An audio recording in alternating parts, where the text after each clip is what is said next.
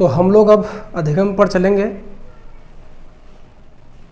तो अधिगम के बारे में जानेंगे कि अधिगम क्या है, इसका पृष्ठभूमि क्या है। अधिगम का अर्थ होता है सीखना, किसी भी चीज़ को सीखना, सामाजिक बातें, नैतिक बातें, क्लास में हो, बच्चों को या किसी भी के लिए अधिगम सबके लिए होता है। शिक्षक के लिए भी अधिगम हो सकता है, बच्चों को भी हो सकता है, ये दोनों के लिए होता है। अधिगम जो है कोई खास बच्चा के लिए नहीं होता है, पार्टिकुलर किसी के लिए नहीं होता है, ना बच्चों के लिए पर्टिकुलर होता है, ना वो शिक्षक के लिए होता है। अधिगम सबके लिए होता है, शिक्षक के लिए भी होता है और बच्चों के लिए भी होता है। तो अधिगम के बारे में कुछ मनोवैज्ञानिक का भी कुछ यानी सीखने के बारे में कुछ मनोवैज्ञानिक का भी विचार है, उसके बारे में भी हम लोग देखेंगे। पहला है गिलफोर्ड के अधिगम का सिद्धांत। उन्होंने सीखना एक व्यवहार के फलस्वरूप व्यवहार में कोई परिवर्तन है, यानी कि सीखना सिर्फ सीखना पढ़ाई वाला सीखना से नहीं है। पढ़ाई के साथ साथ अगर कोई व्यवहार में कोई चेंजिंग आती है वो सीखना कहलाता है। ये गिलफोर्ड के द्वारा दिया गया एक सिद्धांत है, जिसको बहुत बार पूछा भी गया है कि व्यवहार को दिन पर दिन उस निम्न से उच्चतर की ओर ले आना किस तरह का ये अधिगम है। तो गिलफोर्ड का अधिगम का सिद्धांत है।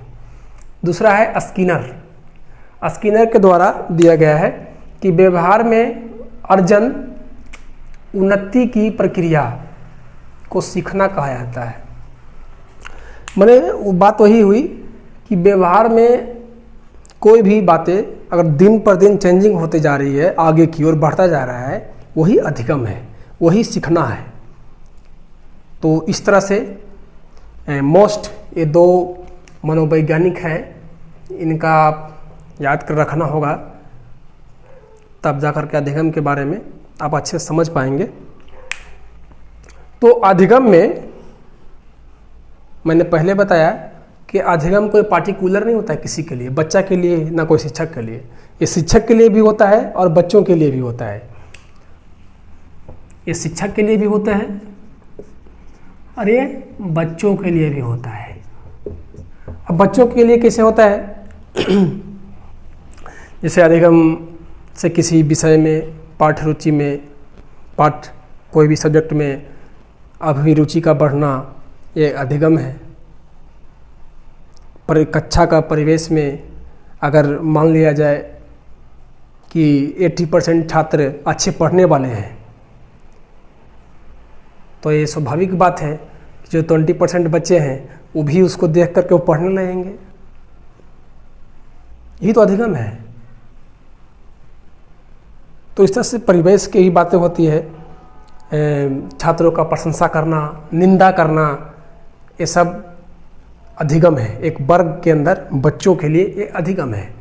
निंदा करना, जैसे कि तुम ठीक से प्रयास नहीं कर रहे हो, प्रयास करोगे तो अच्छे मार्क्स लाओगे, अच्छे कर पाओगे, तो ये अधिगम है। प्रोत्साहन करना कि तुम बहुत अच्छा राइटिंग है तुम्हारा, और भी अच्छे से बना करके लिखो, ये अधिगम है।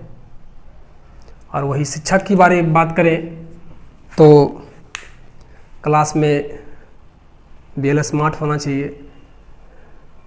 पाठ चर्चा को तोड़ कर बाँट को पढ़ाना चाहिए। ये नहीं कि एक बार में पूरा राम कथा पढ़ा दिए, ये नहीं, ये अधिगम का भाग नहीं है। और नैतिक बातें, सामाजिक बातें बताना चाहिए बच्चों को। कभी भी क्लास में अपने बारे में एक उच्च प्रेरक के रूप में पेश करना चाहिए। उच्च प्रेरक मीन्स क्या? माने उच्च अभिप्रेरणा के रूप में हमेशा अपने आप को पेश करना चाहिए बच्चों के सामने, ताकि आपसे सीखे बच्चा कि नहीं, सर के अकॉर्डिंग हम भी कुछ कर सकते हैं, सर के जैसा। ये नहीं कि अपने आप को हमेशा नीचा करके रखना क्लास में, ये अधिगम का प्रकार नहीं है। तो इस तरह का आपको ध्यान में रखना होगा। फिर नेक्स्ट है, अधिगम में योगदान देने वाले कुछ कारक हैं। व्यक्तिगत कारक भी हो सकते हैं, पर्यावरणीय कारक भी हो सकते हैं। ये दो तरह का कारक हमेशा अधिगम में प्रभाव डालता है। पहला है व्यक्तिगत कारक में हम जानेंगे शारीरिक व मानसिक कारण।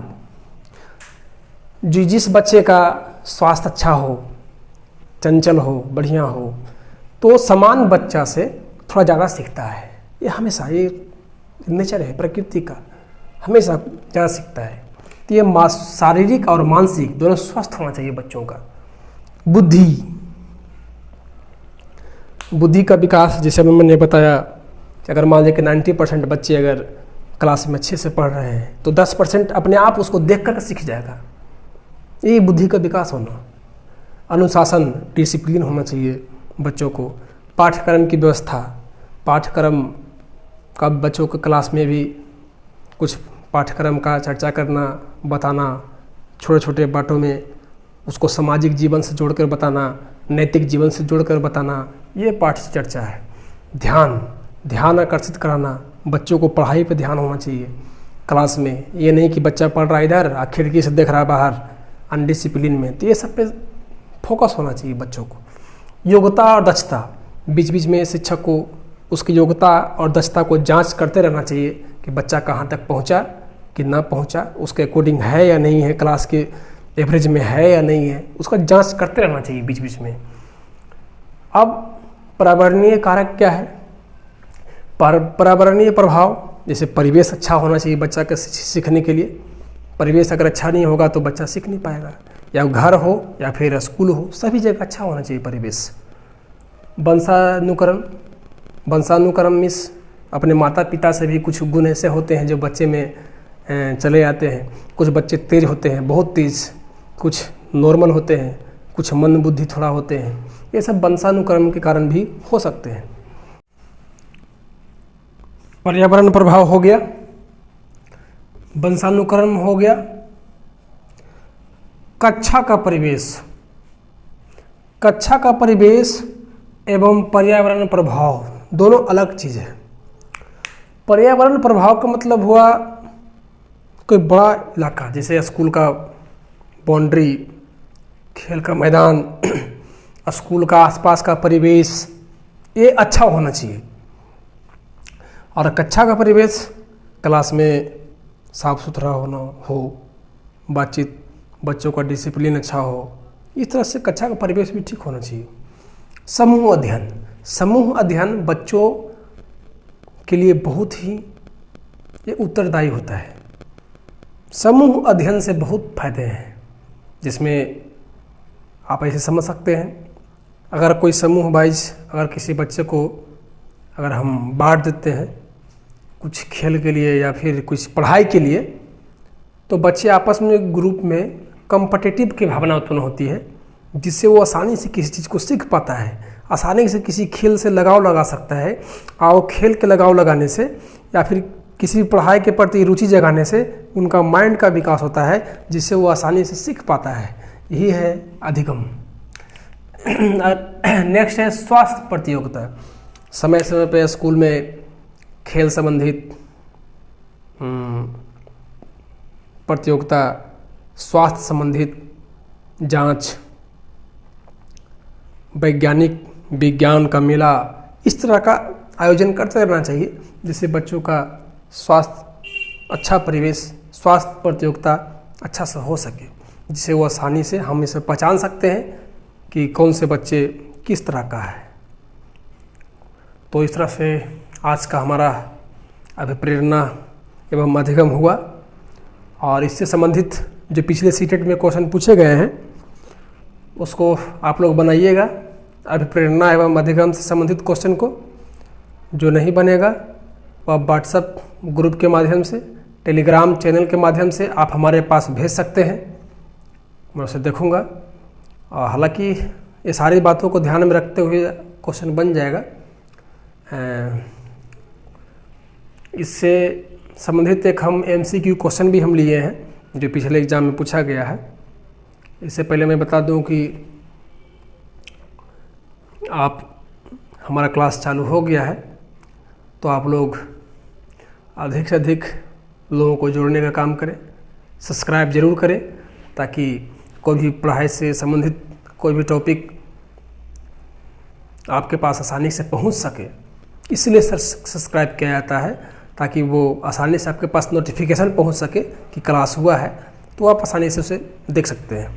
तो सब्सक्राइब भी करना ज़रूरी है और शेयर भी करना ज़रूरी है, दूसरों को भी लाभ देना है, सिर्फ अपने नहीं लेना है। तो MCQ क्वेश्चन एक है, निम्न में से कौन सा शब्द जो है प्रायः अभिप्रेरणा के साथ अंतः बदलाव के साथ इस्तेमाल होते हैं? अंतः बदलाव। ऑप्शन है पुरस्कार, पुरस्कार तो बाह्य कारक है, सीधी सी बात। संवेग, संवेग गुस्सा, अचानक से हंसना, ये संवेग है, संवेग भी तो बाह्य कारक है। उत्प्रेरणा, किसी को प्रेरित करना हो बाहर से, ये अलग क्वेश्चन, ये भी ऑप्शन अलग है। आवश्यकता, याद करिए, आपको कुछ देर पहले मैंने पढ़ाया था कि अभिप्रेरणा आवश्यकता से स्टार्ट होता है, शुरू होता है और लक्ष्य पर जाकर समाप्त होता है। यानी अधिगम का अंतः सबसे बड़ा कारक है आवश्यकता। आवश्यकता से ही अभिप्रेरणा स्टार्ट होता है, शुरू होता है, जिसका राइट आंसर हो जाएगा आवश्यकता।